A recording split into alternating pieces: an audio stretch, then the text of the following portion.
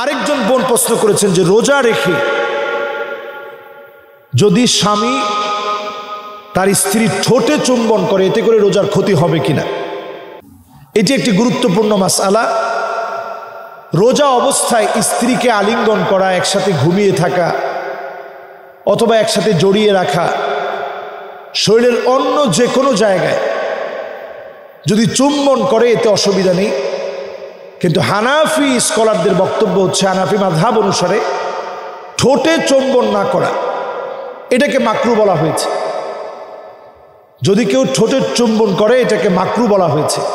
রোজা থেকে আপনি একত্রে থাকতে পারবেন, একত্রে আপনি অন্তত সহবাস ছাড়া সহ অবস্থান বলতে আমরা যা বুঝি, একত্রে থাকা, কথাবার্তা বলা, ভালোবাসার আদান প্রদান সব হতে পারে।